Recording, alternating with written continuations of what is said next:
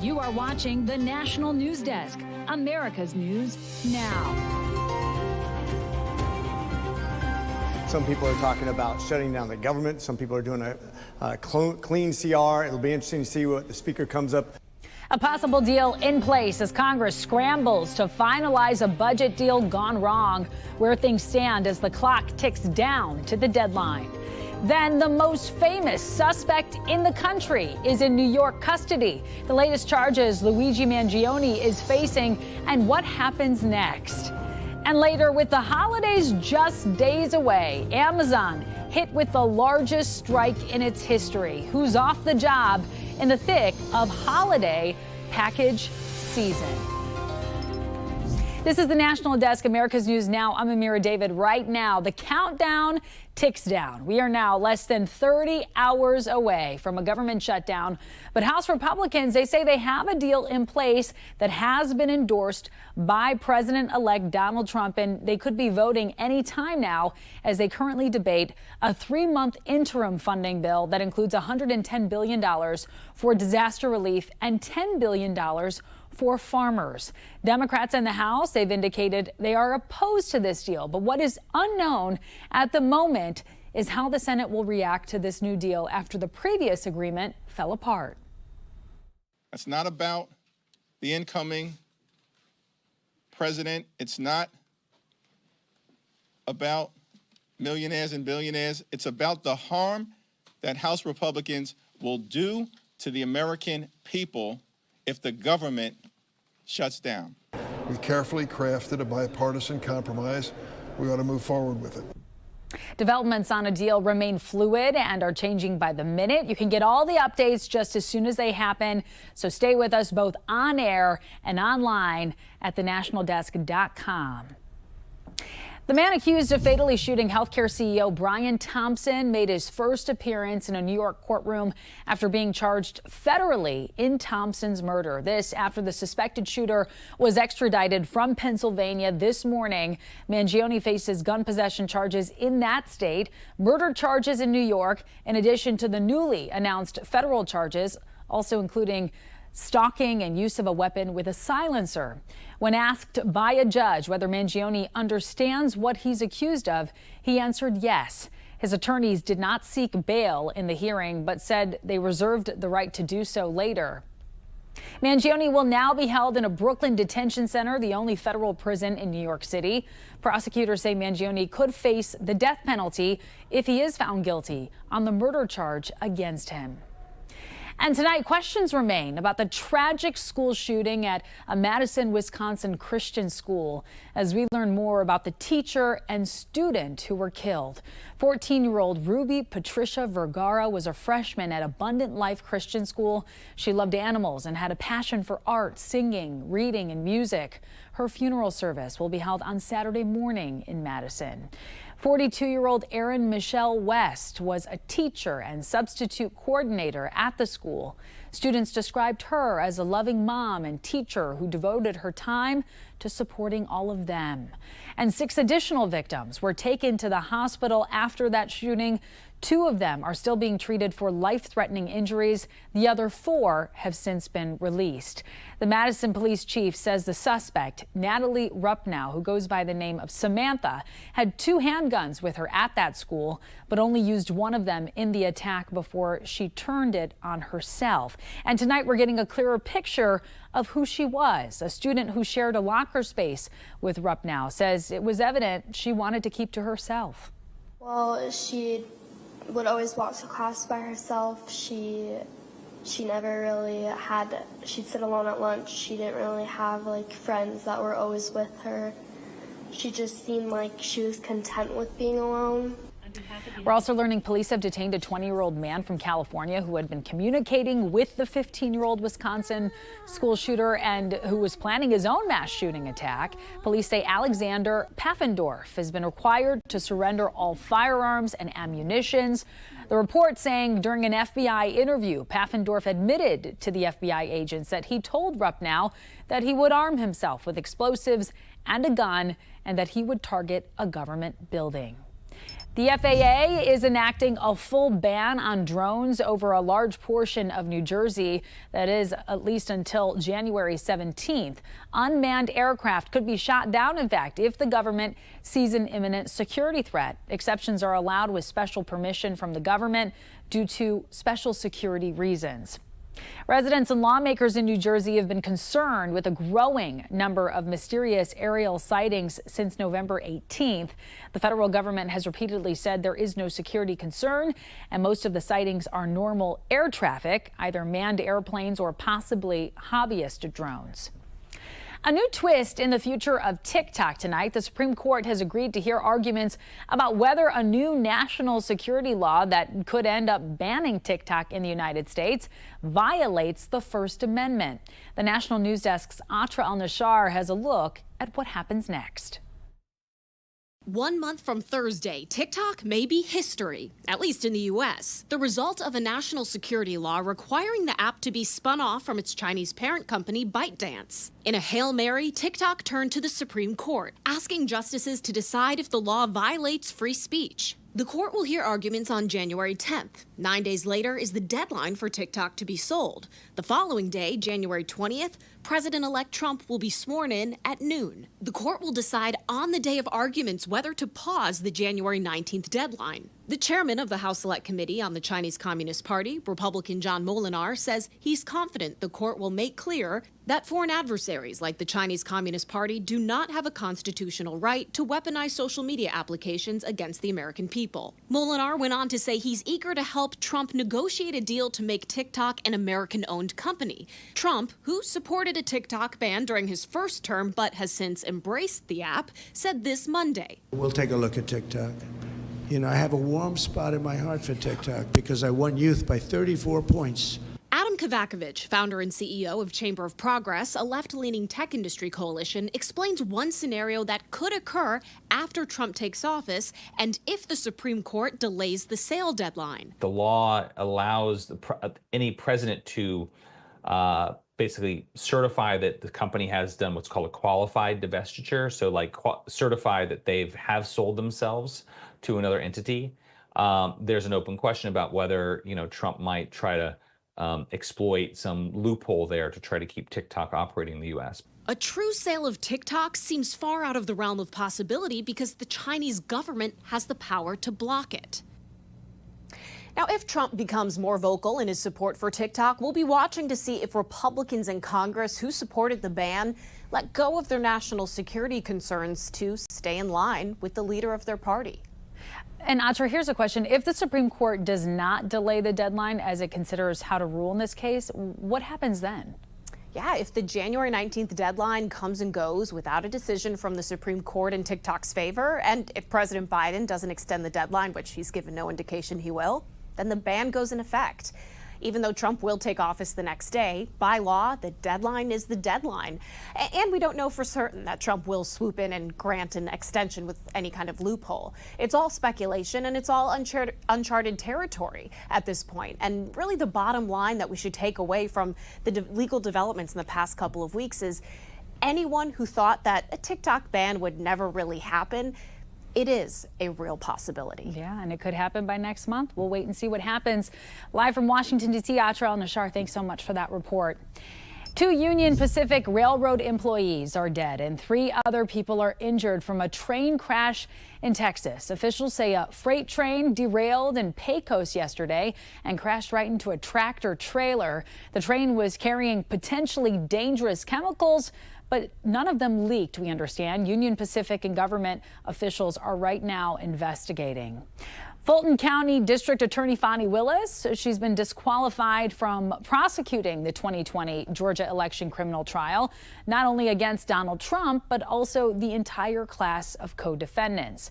A Georgia Court of Appeals in a 2-1 decision agreed that, quote, a significant appearance of impropriety was enough to call into question the case in the public eye. The court did not dismiss any of the charges, but no one in the DA's office who previously worked on the case is permitted to try any of the defendants. This makes it unlikely, but not impossible, for any proceedings to continue. Willis could appeal her removal to the state Supreme Court.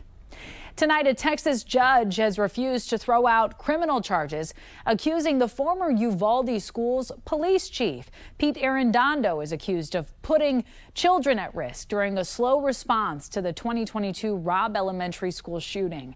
Arredondo says he was improperly charged and that it's the shooter who's responsible for putting the victims in danger in that school attack in May of 2022. 19 children and 2 teachers were killed. Police in Washington state are searching for a man with multiple felony convictions and 7 warrants for his arrest. Police say Jamari Wilson is a gang member with domestic violence and illegal gun possession charges. This is an individual who has been known to engage in violent behavior, known to be very elusive to law enforcement. Wilson has been on the loose for almost a year after cutting off his ankle monitor. He's described as 5'9", 150 pounds, with neck and face tattoos. The country's 25th and last execution of the year has been completed. Today, Kevin Ray Underwood was put to death in Oklahoma by lethal injection for the brutal killing of a 10-year-old girl back in 2006. Underwood confessed to attacking, sexually assaulting, and nearly cannibalizing her. His lawyers argued he had a history of abuse and mental illness. Last week, officials voted not to recommend clemency. The holiday travel rush is officially underway at airports across the country. TSA expects to screen 40 million people between now and January 2nd. This year is expected to be the busiest on record. We spoke with the Austin Bergstrom International Airport, which tells us they are ready for the crowds. We're expecting Thursday, Friday, Sunday, and Monday to be the busiest days of that travel season, with about 30,000 departing passengers each day. Airports are expected to be busiest in the mornings between 8 a.m. and noon. And by the way, if you're still in the market for a flight, the cheapest days to fly are Christmas Eve and Christmas Day. Coming up, where snow is piling up right now as a winter storm hits multiple states, and who's in its path tomorrow. It feels good. It's cold, but we'll fight through it, and we'll be out here as long as it takes. A Christmas crunch. A strike is on against Amazon. What the shipping giant says about whether or not your presents will make it under the tree by next week. And later, the latest retailer to give employees body cameras and the impact the company hopes it will have. We'll be back in 90 seconds.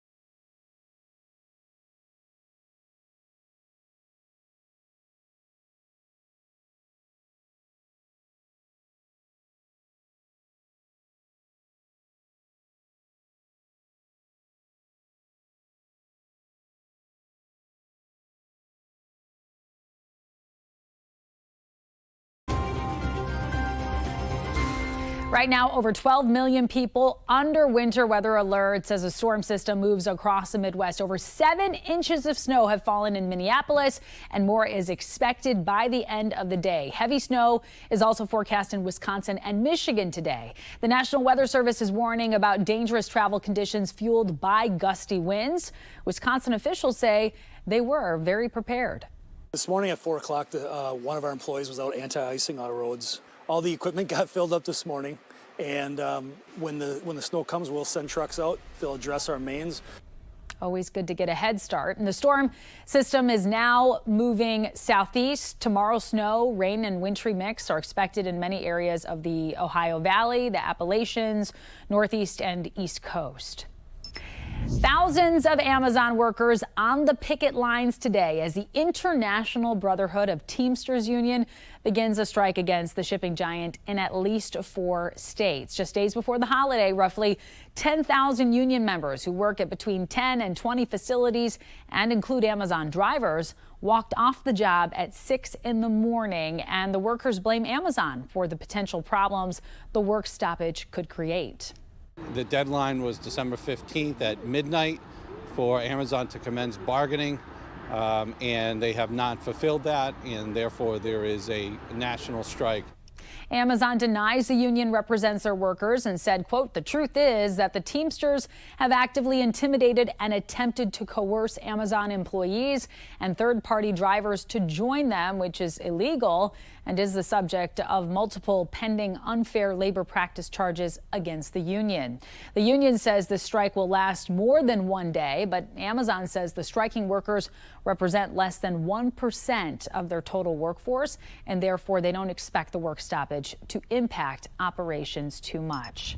Taking a look at your money, the near record-tying slide of the Dow Jones Industrial Average has ended after 10 consecutive days in the red. The longest such streak in 50 years, fell just short of the record that was set back in 1941 of 12 days of negative trading. Today, the market was up, but just by a little bit, by only 0.4%, but it did close up. The slide over the last 2 weeks did impact some portfolios negatively, but it was about 5%. In the past year, the Dow has remained up a robust 13%. Mortgage rates are up again after falling for a few weeks. The average 30-year mortgage rate, 6.72 this week, up from 6.6% last week, all according to Freddie Mac. Still, buyers are coming back to the housing market as they adjust to a new normal of elevated rates. Sales of existing homes grew 4.8% from October into November and 6.1% year over year, the highest gain we've seen in over 3 years, according to the National Association of Realtors. Next year's housing market outlook is murky, as the Fed will likely leave its rates higher for longer than originally expected. And hiring appears to be getting stronger as well. Applications for unemployment benefits dropped by 22,000 last week from the week before, reaching 220,000 overall. It comes after Fed Chair Jerome Powell said yesterday that the labor market is still cooling, but in a gradual and orderly way. Texas Governor Greg Abbott has unveiled a new border security strategy to stop the flow of non-lawful migrants coming into the U.S. It's an international public relations campaign using billboards written in multiple language in Central America and Mexico, warning of the possible dangers and consequences of illegal border crossing. Governor Abbott says while immigration reform is necessary, the pipeline of non-legals needs to stop. But I don't think any American has any appetite to make reforms in the system until we do 2 things. One is to stop the illegal immigration and show we're going to be able to continue stopping it so that the only immigration that occurs is legal immigration.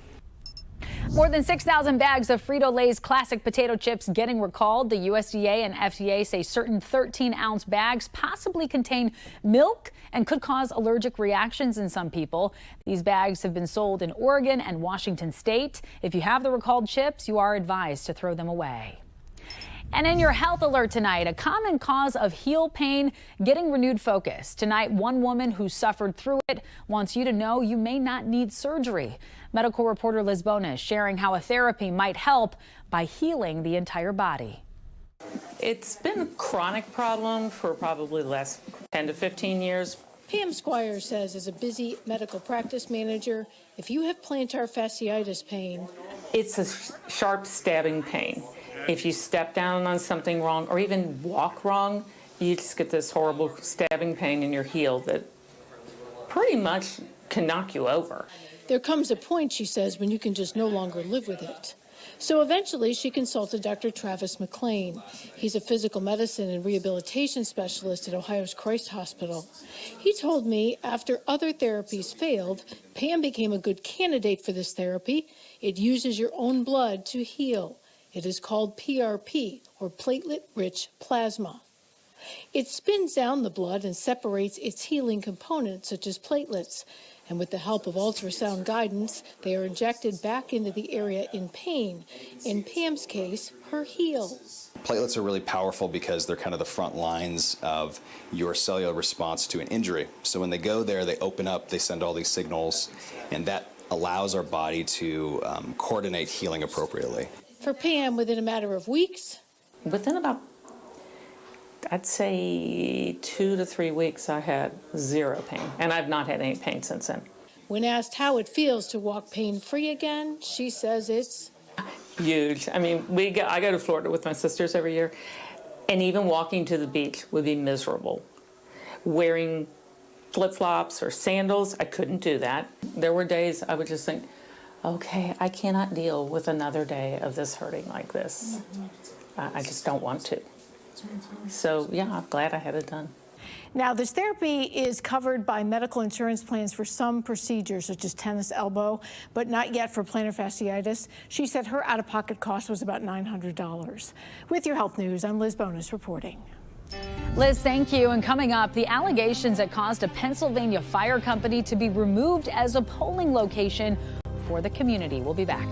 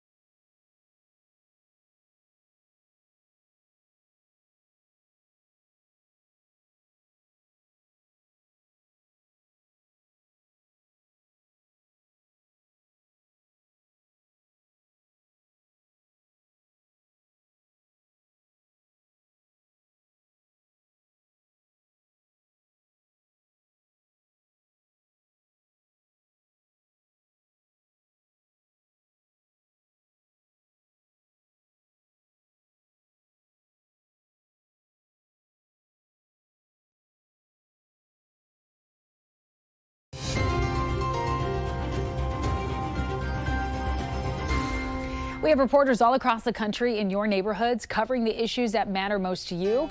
We are taking the pulse of America, and we begin in Oregon, where a major retailer is testing employee-worn body cameras. Shoppers at this Wood Village Walmart hope to find their groceries or holiday gifts, but some learning employees could soon be wearing body cameras. I think if it helps with theft, then that makes sense. It wouldn't bother me if they were wearing them. The nation's largest retailer is testing the technology at one store in Texas, and soon you could see them in Walmart stores across the Pacific Northwest. It kind of makes sense, so they can keep an eye on things, because the people that are shoplifting and taking things, that's trickling down to the people that's actually paying for the stuff. Last Wednesday, the Dauphin County Commissioners voted in a unanimous decision to remove the Friendship Fire Company of Bressler as a polling location and replace it with Tri-Community Elementary School. All those in favor indicate by saying aye. Aye. Any opposed? The ayes have it. The Friendship Fire Company of Bressler closed earlier this year after an attorney general's investigation was reopened looking into discrimination within the fire company and its social club, with multiple people coming forward to speak about it. I have personally experienced the racism at the Bressler Club. We've been doing a show here in Nobbinway. This will be our 33rd year of doing it, and in 05 or 06, the guys were saying, you know, it's cold outside, it's windy outside. We should have a building, a museum to put these sleds in. It would be a lot warmer. The museum had humble beginnings in a rented laundromat, later upgrading to a building fit for a global audience. Just last week, we had 5 people from the country of Norway to come here. They were doing snowcross racing in Ironwood, Michigan. Valier says old sleds were once crucial to rural life and are easy to find. Here's another. They even have one of the original snowmobiles. It's a Ford Model T with a track conversion kit on it. And coming up, NASA is out with new holiday space images. What the agency says the wreath-like star cluster here symbolizes when we come back.